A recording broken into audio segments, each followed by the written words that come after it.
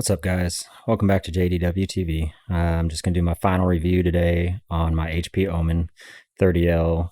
It's got a 10850K with a 3090 in there. If you guys been following my videos, you already know all that. I've had the computer now for, shoot, four to 6 months, something like that. I'm not exactly sure how long, but somewhere around that time frame. I wanted to give it enough time to where I could figure out all the little bugs, all the little issues before I gave a review. You know, I'm not a fan of people who have the computer for 20 minutes and want to review it. That's ridiculous. You got to have it for a while, do all kinds of things so you can figure out all the little issues with it that you have. You know, the first day I got it, I thought, oh, this is great. And then I started over time realizing more and more problems. So overall, is the computer worth it? That's the biggest thing people ask me. Is it worth it? First of all, it's not worth it off Amazon. They got it priced up an extra $1,000 or so last time I looked. That's ridiculous. It's a $3,000 computer, $2,999. If you find it for any other price, it's not worth it. All right. Is it worth it today with the way the prices of graphics cards are?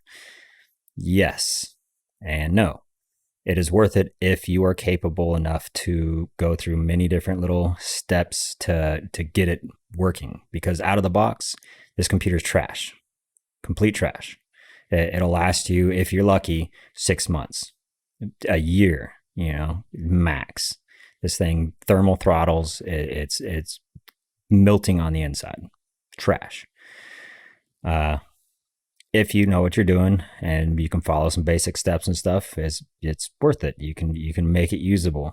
You can get your temperatures down, but it takes a lot of work, and that's not something most of us want to do after spending $3,000 on a computer. If you buy something pre-built, you want it to just be ready to go.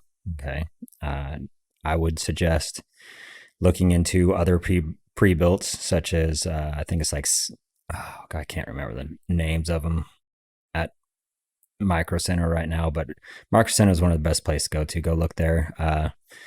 You know, you go get online, you can find all kinds of different stuff. What you want to do when you're buying a pre-built is you want to price out every single part, and the final total cost of the computer should only be $200 over cost. Okay, that's the most you should be paying over cost of what it takes the manufacturer to build it, or the company to build the computer for you. $200. Where computer companies are supposed to make their money are warranties. If they're pricing up all of their parts, their graphics cards, their CPUs, they're ripping you off. Don't buy it. It's bad for all of us. Other than that, everyone knows right now, you know, you want to buy a graphics card. A $400 graphics card is going to cost you $1,000. My old 7-year-old 1080 is going for $1,000 something on Facebook Marketplace. I mean, it's just ridiculous right now. So is it worth it in that aspect? You know, kind of. The card itself that comes in the HP Omen is a strong card. It has a core, the core clock boosts up to about 2K. You know, it's great. Some of the aftermarket cards from MSI and stuff, they're only telling you that it's going to go up to like 1850 and stuff. So this card is actually pretty decent. You probably, with all of these cards, you're going to want to replace the thermal pads if you're capable. They all have a memory overheating issue, but the card itself is actually pretty good. It's a decent graphics card in there. The CPU, I mean, it's an Intel CPU. You know, HP didn't make that. The graphics card, in case anybody didn't know, is made by HP. It's a OEM. Okay, it's not an NVIDIA made graphics card. If you understand what I'm saying, okay, it's its own graphics card. Yes, it's a 3090, but it's OEM. Okay,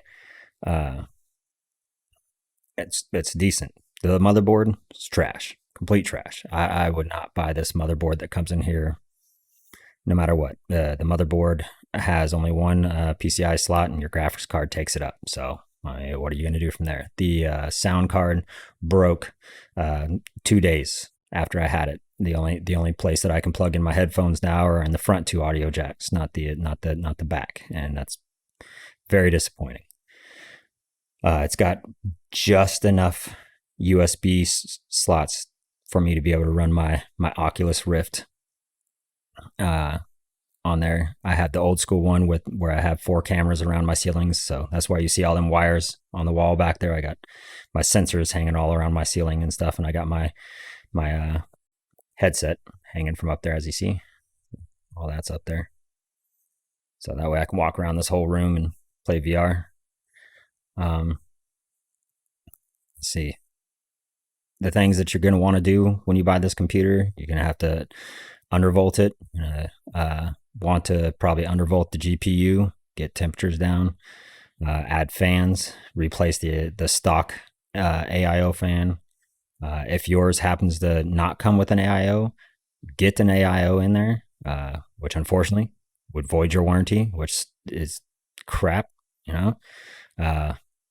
It's extremely difficult for some of us, not everybody. Some people have the memory tab already accessible to them. I'm not sure if that comes on just the older models or how exactly that seems to work, but some of us don't have access to that tab, and that's a pain in the butt process to get to because you don't have access to your BIOS, period. You can't get in there. You can't do anything. So that sucks. The case is pretty neat, actually. It's got some neat features. I like the little button that opens up the side. It's just, for this much power, it's not worth it. Maybe if you got like a i7 CPU and maybe just like a 3060 card, it might not have such overheating issues. But getting the i9 and a 3070 or up, that thing is going to be cooking in there.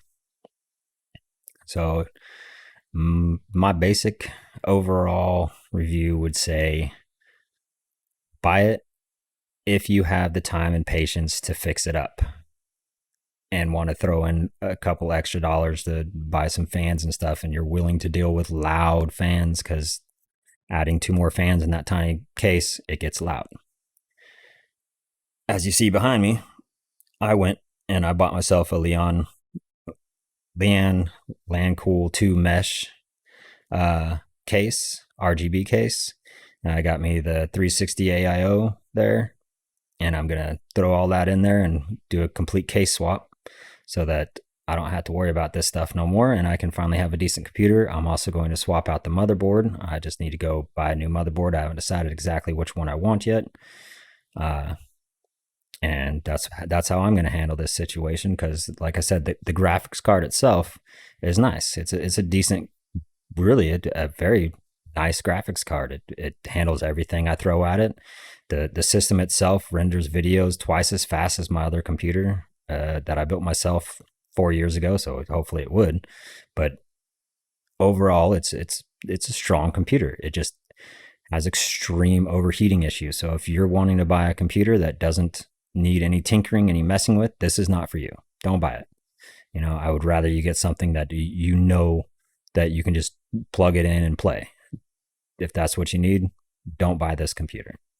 If you're willing to do a little tinkering, it's not terrible. If you're willing to do a case swap and swap your motherboard, with the way prices are with graphics card, you can't beat it. You could, seriously, right now, you could buy this computer and sell the graphics card and make all of your money back and have a computer without a graphics card. It's a win-win with that if that's the way you want to go. So, yeah, and that's about it. For those of you who've been following me so far, thank you so much. I appreciate it. I appreciate all the subscribers, all the likes on the videos. I hope I'm bringing you guys good information. I hope I'm helping you all out. And if there's anything else I can do to help you guys, don't hesitate to ask. I created a Discord server because some people were asking me, if I could make one so that we could talk and I could walk them through certain processes and stuff because they're having trouble. So go ahead, feel free to join my Discord. See anything else that I'm missing over here? I'm sure I'm terrible about rambling. I'm not a movie maker. I was a mechanic for years. This isn't necessarily my forte. I'm just trying to help people out in hard times for everybody, and I'm bored, so this is fun. yeah. So, leave me a like, subscribe, help me grow my channel. That'd be great because I'm going broke buying parts for this stupid computer. And as everyone knows, works hard right now with the whole pandemic thing.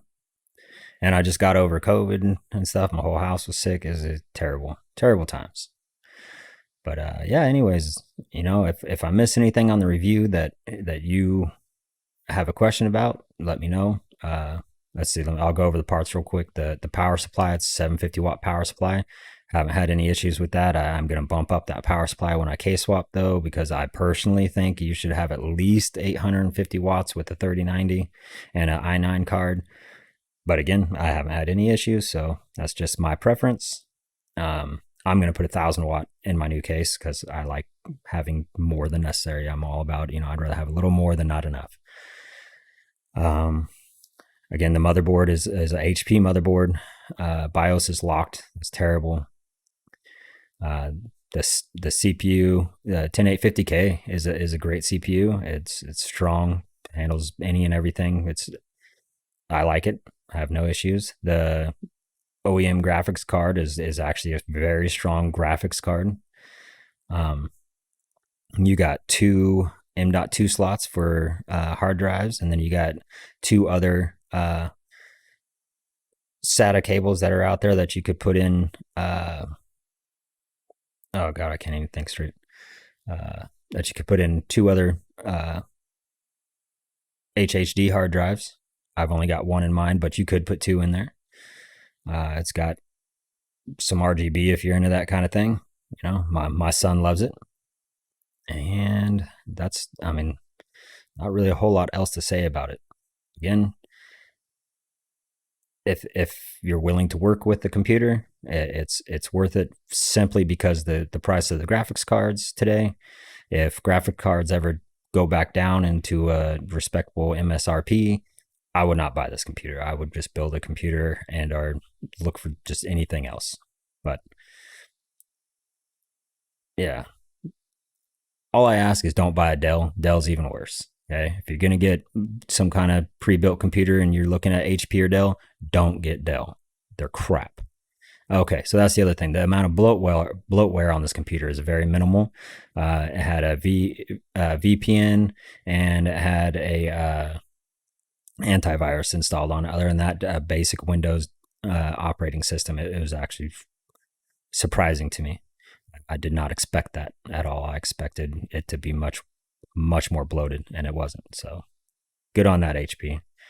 I really hope HP steps their game up. They got close. If they would have just given you a little bit bigger of a case with better cooling, the computer would have been okay for a pre-built. But they screwed the pooch. So what are you going to do? Yeah, so I'll be having my case swap video up hopefully by next week sometime. Maybe a little bit longer if I screw something up. Who knows? I'm good at that. Ask my wife. She'll tell you.